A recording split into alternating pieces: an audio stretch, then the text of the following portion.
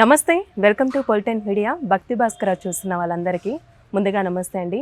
ప్రస్తుతం మనతో ఉన్నారు ప్రముఖ ఆధ్యాత్మికవేత్త నాగసాధువు శివరుద్ర గారు ఉన్నారు. మరి గురుగారితో మాట్లాడి మనకున్న సందేహాల గురించి అడిగి తెలుసుకుందాం. గురుగారు నమస్తే అండి. నమస్కారం అమ్మా. గురుగారు ఒక సందేహం ఏంటంటే, విష్ణుమూర్తి అలంకార ప్రియుడు, అభిషేకాలు అమ్మవారికి చూసుకున్న పసుపు కుంకుమ మొత్తం సుగంధ ద్రవ్యాలు ఉంటాయి. అయితే శివుడికి ఇష్టమైన నైవేద్యం అంటే ఏంటండి? వాస్తవం అసలు నైవేద్యం అంటూ ఉందా? లేదు. అయితే శివుడికి ఇష్టమైన నైవేద్యము మనశ్శాంతి, మనస్సాక్షి. అలా ఎలా గురువు గారు అన్నీ కూడా మీరు అనవచ్చును. ఇక్కడ మన వాళ్ళు చేసినది కూడా పొరపాటే. మీరు అడిగిన ఆ ప్రశ్నని ఉపవాసాలలాగా తీసుకోవచ్చును మనం. ఎందుకంటే ఇప్పుడు మన వాళ్ళందరూ ఉపవాసాలు ఎందుకు ఉంటారు అన్న ప్రశ్న. ఇప్పుడు శివుడి పెళ్ళి అనగానే అమ్మ సహజంగా మనం ఏం చేస్తాం, శివ కళ్యాణం అని చెప్పేసి అంగరంగ వైభవంగా అలంకరణ చేసి విగ్రహాలు పెట్టి ఊరేగింపు, బాజా భజంత్రీలు గట్టి మేళాలు పెట్టి భోజనాలు చేస్తాం. అన్నీ చేసేసి హడావిడి బాగా చేస్తూ ఉంటాం. మీరు గమనించాల్సిన ప్రశ్న ఏంటంటమ్మా, అంటే నేను తండ్రిని కించపరిచిన ప్రశ్న కాదు. శివుడు భూమండలంలో భిక్షాటన రూపంలోనే కనబడతాడు. అంటే అది మన పాపాలని మన పుణ్యాలను తీసుకుపోవడానికి. కళలో కూడా ముసలాయనలా కనబడతాడు. విగ్రహాలు తినడం అనేది అయితే లేదు మన దగ్గర. విగ్రహాలు తినవు అసలు. అయితే మన వాళ్ళు పెళ్లి చేసేటప్పుడు చేసే ఆ హడావిడి ఎలా ఉంటుందంటే అమ్మా, దీంట్లో ఒక ఆలోచన కూడా తెలియాలి. నా భక్తులందరూ మెచ్చారు, నా భక్తులందరూ ఇష్టపడ్డారు, నా భక్తులందరూ ఎంతో ఘనంగా నా పూజ పురస్కారాలు చేస్తూ నా పెళ్లి కార్యక్రమాలు శివరాత్రి రోజు చేస్తున్నారు కదా అని అన్న ఆ సందర్భం తండ్రి పరీక్షించదలుస్తాడు. నిజంగా నేను ఉన్నానని పూజిస్తున్నారా లేకపోతే విగ్రహాలను పూజిస్తున్నారా అని ఒకరోజు పెళ్లి చేస్తున్న సందర్భానికి వస్తాడమ్మా. ఊర్లో పెద్ద మండపాలు వేసి వేసి పెళ్లి చేస్తాం కదా తల్లి. మనం పెళ్లి చేసే సమయానికి భోజనాలు పెడతాం, అన్నీ పెడతాం కదా. అప్పుడు తండ్రి ఏం చేస్తాడంటే, అమ్మ ఒక్కసారి అమ్మని ఆ ధూపదీప నైవేద్యాలన్నింటినీ సమర్పించే సమయం, పెళ్లి ముఖ్యమైన సందర్భం వచ్చినప్పుడు భవతి భిక్షాందేహి అని ఒకసారి ఆ కడపలోకి వస్తాడు. వచ్చినప్పుడు దుస్తులు బాగుండవు. భిక్షాటన అనేది అయితే మనం కదర్ షర్ట్ వేసుకొని రాము కదమ్మా భిక్షాటనకి. తండ్రి చూడ్డానికి అందహీనంగా దుమ్ము ధూళి బూడిద అన్నీ రాసుకొని రావడం వీళ్ళకి నచ్చదు.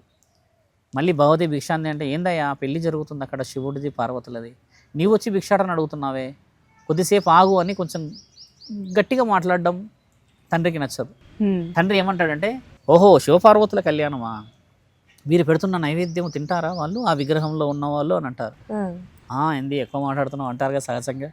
తండ్రిని ఏమంటారంటే, నీకు మర్యాద లేనట్టుంది, అక్కడ బయట కూర్చో, నువ్వు ఒక భిక్షాటకుడు లాగానే ఉండు అని అంటే తండ్రి మళ్ళీ అడుగుతారు. మేము 3వసారి అడుగుతున్నాము, భవతి భిక్షాందేహి అని అంటాడు. వెళ్ళవయ్యా అని ఒక 10 మందో 5 మంది వచ్చి తోసేస్తారు.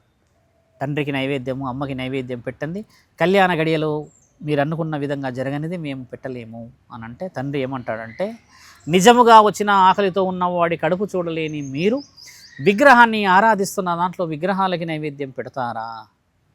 అన్నం అనేది పుణ్యంతో వస్తుంది కదా, ఆ పుణ్యమే లేని మీరు ఒక భిక్షాటకుడికి అన్నం పెట్టలేరా? అన్ని వండాబు అక్కడ, కొంచెం తీసుకెళ్ళిస్తే ఒక చిన్న కంచంలో పెట్టిచ్చేస్తే నీ శివుడు వచ్చేసి నన్నేమని అంటాడా, అపవిత్రమవుతుంది అన్న మాట సందర్భం రావడం చేత తండ్రి ఏమంటాడంటే, అమ్మ నిజమైన పూజ నియమ నిబంధనలని మీరు ముల్లోకాధిపతి ఇచ్చిన ప్రతిదీ, పంచభూతాలు, నీళ్లు ఖచ్చితంగా చాప తగ్గుతుంది లేదా కప్పలు తాగుతాయి, తేనె తుమ్మెదలు వాళ్తాయి, మీకు తెలిసిన విషయం. మళ్ళీ దూడ పాలు తీసుకోనిది, ఆ పాలు చీకనిది ఖచ్చితంగా అభిషేకానికి రావు, ఖచ్చితంగా మొదట స్వీకరించింది అది. అలా వచ్చిన తర్వాత అమ్మ వరి పండ్లు పలహారాలన్నీ ఎంగిలయ్యాకే నా దాకా వస్తాయి కదా.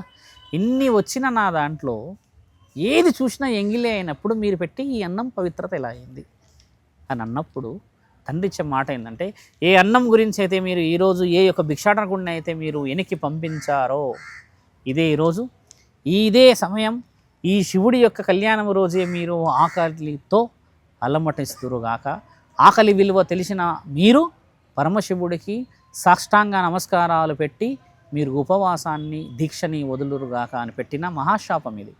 తండ్రి మనకు శాపం పెట్టాడు ఉపవాసకి. తండ్రి మనకు ఆశీర్వాదం కాదు, ఉపవాసం ఇది పూజ కాదు, తండ్రి మనకి పెట్టిన శాపం. ఇప్పుడు మనం చేస్తుంది ఏం తెలుసా తల్లి, అభిషేకాల పేరిట పూజల పేరిట వృధా ఎక్కువవుతుంది.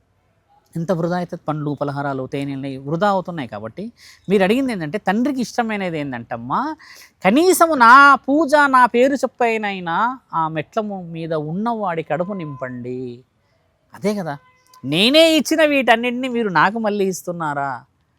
ధర్మం వైపు ఇవ్వండి, సత్యం వైపు ఇవ్వండి, నిజముగా ఆకలితో అలమటిస్తున్న వాడి కడుపు నింపండి అని పరమశివుడు శివపురాణములో వివరించబడింది.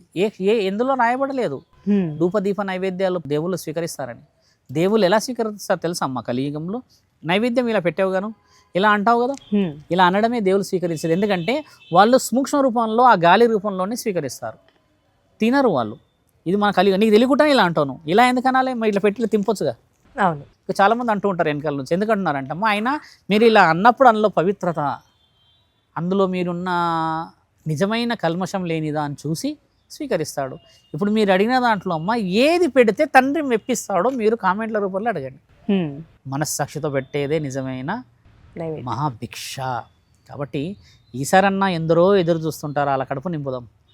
పరమశివుడి కడుపు నింపేంత మునగాలమ్మా మనం.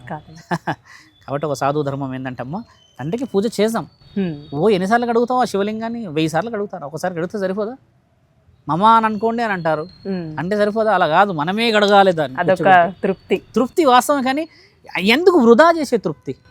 పురోహితుడు చేస్తాడు, నువ్వు వస్తావు. ఎంతమంది శివలింగానికి అడిగి నా తండ్రి మరి ఒకసారి లేచి వెళ్ళిపోతాడే, వదలండ్రా నీళ్ళు పోసాడేమో. అక్కడ దాకా తీయకూడదు.